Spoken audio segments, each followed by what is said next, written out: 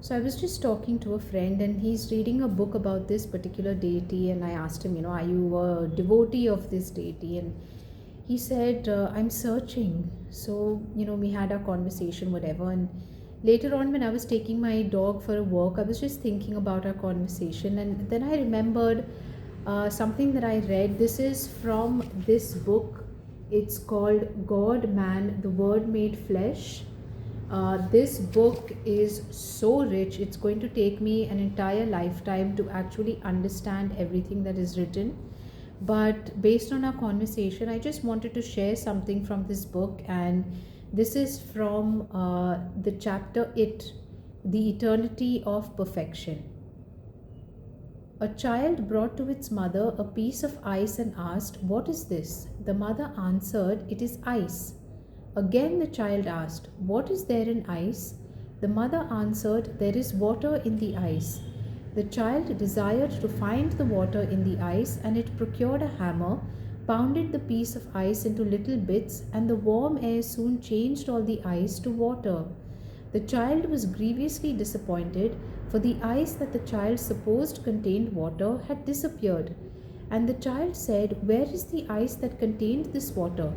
And so it came to pass that the mother was compelled by the child's persistent questions to say, "Ice is all water. There is no such thing as ice. That which we call ice is crystallized or frozen water." The child understood. A student brought to his teacher some water and asked, "What is water? What does it contain?" The teacher answered, "Water contains oxygen and hydrogen," and then explained how the two gases might be separated and set free by heat. The student boiled the water until all of the molecules of oxygen and hydrogen had been set free, but he was surprised to find that all of the water had disappeared.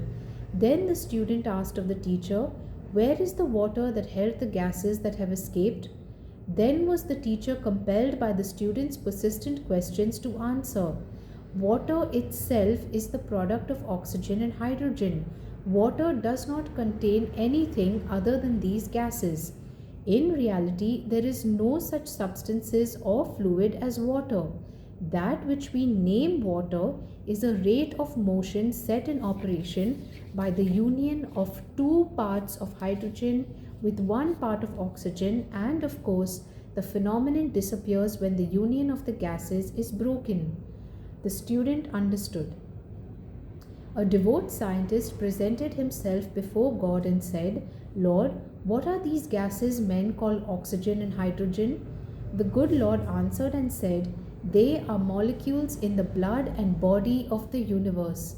Then spake the scientist, "Lord, wilt thou tell me of the kind of molecules that compose thy blood and body?"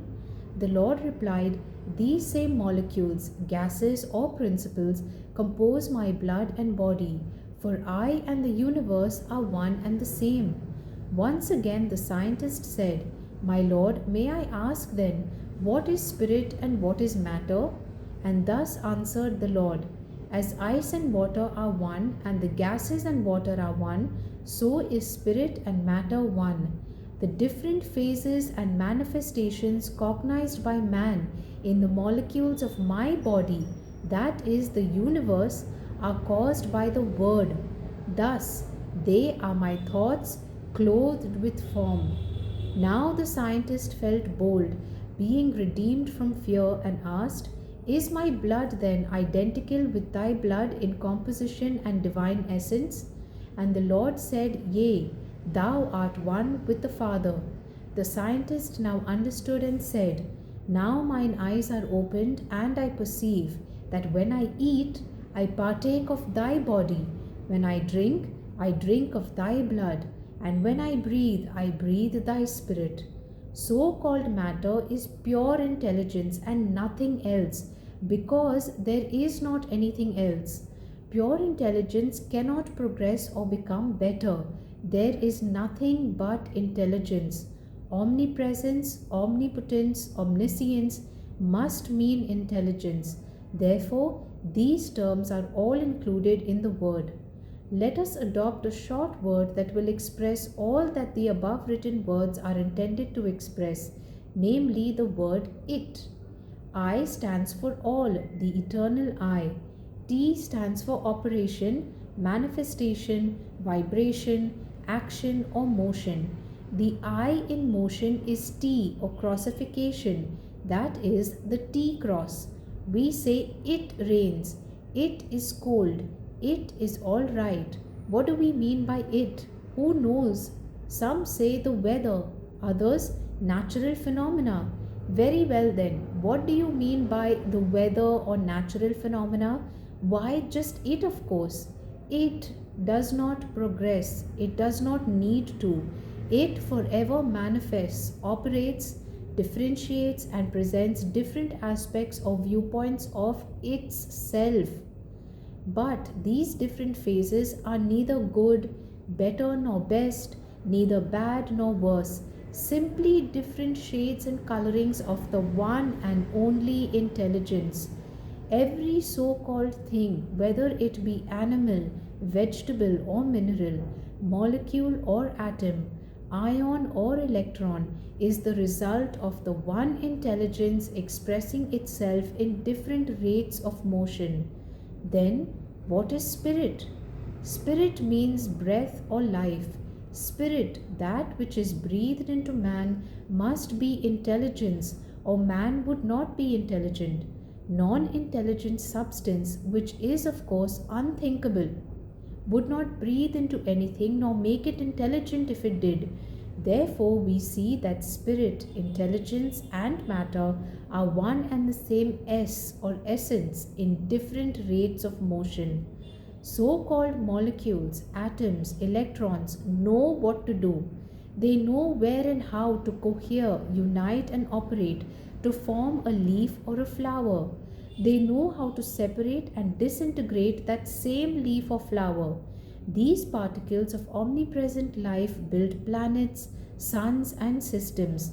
They hurl the comet on its way across measureless deserts of stardust and emboss its burning path. From the materialistic and individual concept of life and its operations, it is pitiable and pathetic to view the wrecks along the shores of science. It is only when we view these apparently sad failures from the firm foothold of the unity of being and the operation of wisdom that we clearly see in these frictions and warring elements and temporary defeats and victories the chemical operation of eternal spirit, operating within its own substance, its very self. It is only through the fires of transmutation that we are enabled to see that all life is one eternal life and therefore cannot be taken, injured, or destroyed. So, if you understood all of that, or if you partially understood some of it, or you take your own meaning of it, think about what these words are. Again, this is from the book God, Man, the Word Made Flesh. I honestly cannot understand everything. There are just bits and parts of it that stick in my brain, so I keep reading the same thing again and again. And as I said, this is going to take me a lifetime to understand the whole book because it is so rich with knowledge. But just from what we have seen and what you understand from it is we come from one source. The one multiplied and became the many. But we all come from that one source, and that one source is intelligent. And now you can continue to interpret or take your own meaning from this or evolve from this, get your own understanding of what God means, what the universe means, and what roles we play in the universe. All right, thank you.